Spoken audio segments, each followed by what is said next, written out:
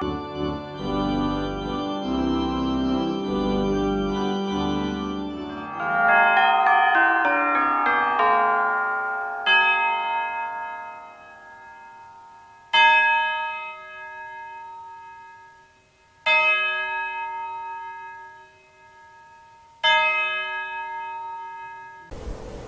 evening, everybody. Last week we discussed about how health is related to your mind, your habits, and your body. This week we're going to talk about let your food be your medicine. You heard that phrase? Let your food be your medicine. What does that mean? That means that you need to watch what you eat because it is going to affect your health. Do you eat to live or do you live to eat? Basically, we should be eating to live, to sustain our bodies, in a positive manner. Or do you live to eat? Live to eat means that you just eat for nothing. Okay? You just eat unnecessarily. And it has its consequences. One of the 7 deadly sins is gluttony. Gluttony is being greedy.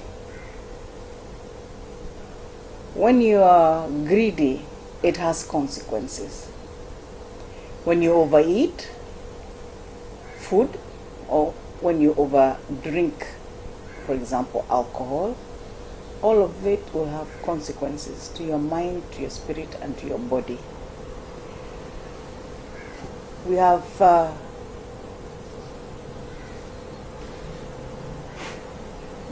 food types that we eat.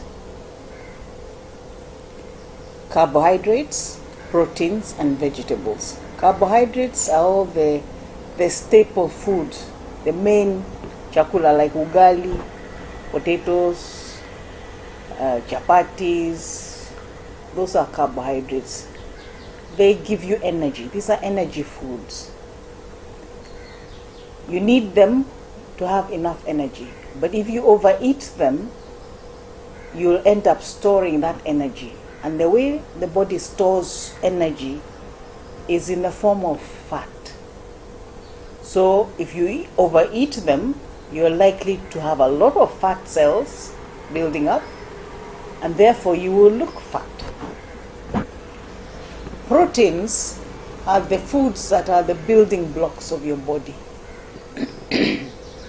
When they are required in repairs of your body, like if you get a cut, you need proteins to fix it together. If you are sick, you need a lot of proteins, etc., etc. If you don't eat enough proteins, you get what is called protein deficiency. If you get protein deficiency, your body will compensate by doing what? Taking the protein from your own body, eating itself in the form of, you have proteins in the muscles.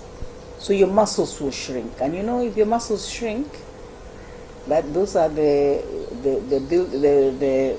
parts of your body that keeps you moving. So you will become weak. If you don't eat enough carbohydrate, used up. And carbohydrates are very important because they're the ones that feed the brain. You'll be sluggish. You have to eat some proteins. If you're short of both of those, you'll get what is called protein-calorie malnutrition. You're thin, and on top of that, you have no energy. You see this often in people who are chronically sick. If people are sick and they're not able to eat, they become small, and they tend to just want to lie down or to sit down because they have no energy. They sleep a lot because their brains are tired. They don't have the energy to work. So it is important to balance both the proteins and the carbohydrates. And all these things are are managed or helped to be assimilated in the body by some what you call micronutrients.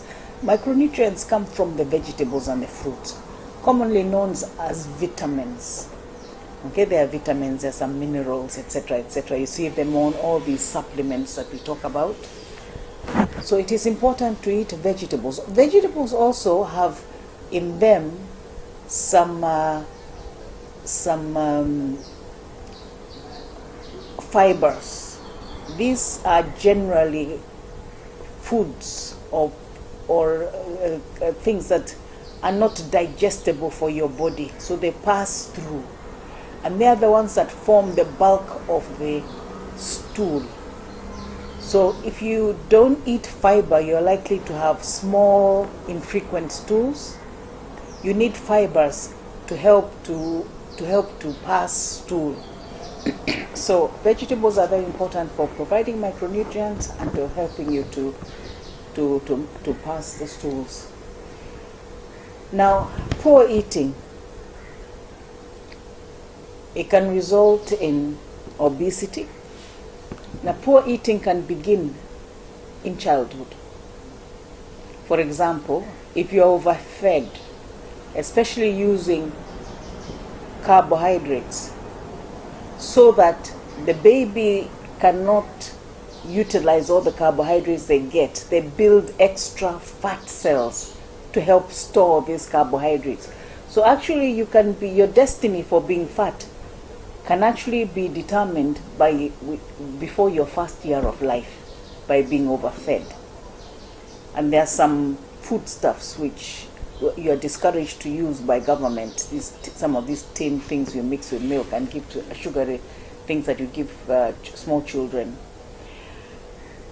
When you're older, normally you lose your baby fat by the time you're 3, 4, 5 years. The child becomes quite thin, and then as they go back to the teenage years, where they have another spurt of eating a lot. But you know, teenagers, they require a lot of energy. They move a lot. But those teenagers that eat a lot but do not move a lot will end up carrying that fatness to adulthood. Other people who eat a lot but do a lot will, by the time they're 20, 21, 22, 23, they've grown thin again, and they may remain like that until about 40 years of age when they slow down.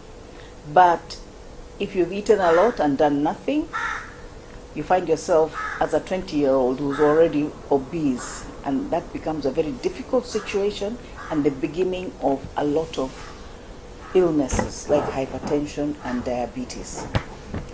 So you need to eat enough. Malnutrition. Sometimes people don't have enough food to eat.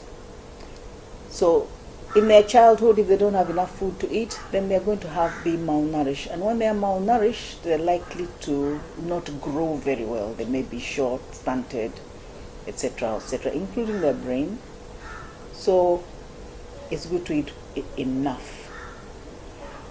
Other kinds of eating that may cause problems are if you eat a lot of carbohydrate, a lot of sugar. You may have beriberi. You may have enough food to eat, but if you have an overload of carbohydrates and sugar, you can actually suffer from acute beriberi. You can look that up. So let your food be your medicine. Let's start from there before we move on to specific diseases. Let's look at what can you do to help yourself. Eat properly. For that, then, that's all for today. We shall meet again next week with another session.